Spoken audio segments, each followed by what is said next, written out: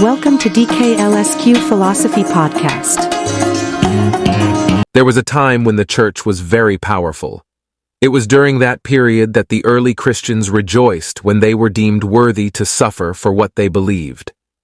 In those days, the church was not merely a thermometer that recorded the ideas and principles of popular opinion. It was the thermostat that transformed the mores of society.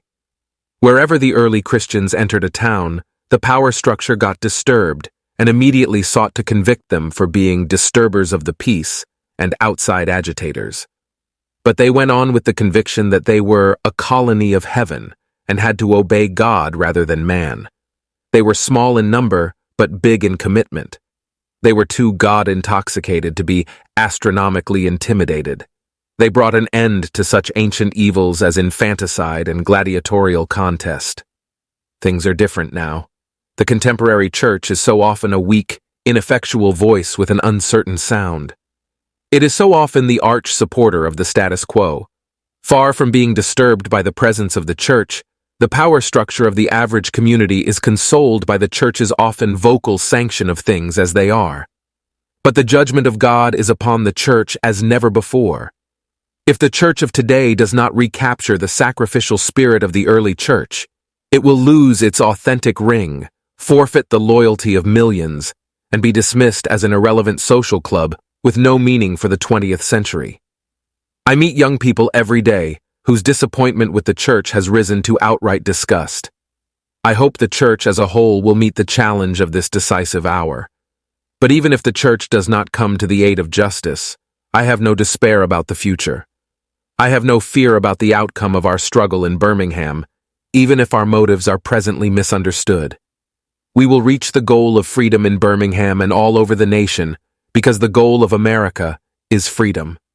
Abused and scorned though we may be, our destiny is tied up with the destiny of America. Before the Pilgrims landed at Plymouth, we were here. Before the pen of Jefferson scratched across the pages of history the majestic word of the Declaration of Independence, we were here. For more than 2 centuries, our foreparents labored here without wages. They made cotton king, and they built the homes of their masters in the midst of brutal injustice and shameful humiliation. And yet, out of a bottomless vitality, our people continue to thrive and develop. If the inexpressible cruelties of slavery could not stop us, the opposition we now face will surely fail.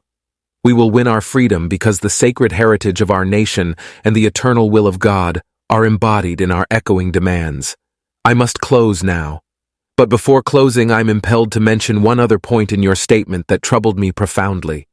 You warmly commended the Birmingham police force for keeping order and preventing violence.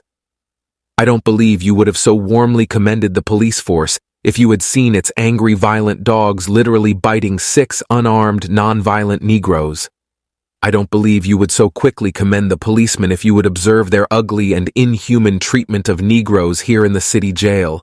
If you would watch them push and curse old Negro women and young Negro girls. If you would see them slap and kick old Negro men and young boys, if you would observe them, as they did on 2 occasions, refusing to give us food because we wanted to sing our grace together.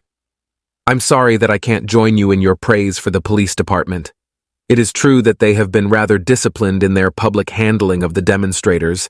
In this sense, they have been publicly non-violent. But for what purpose?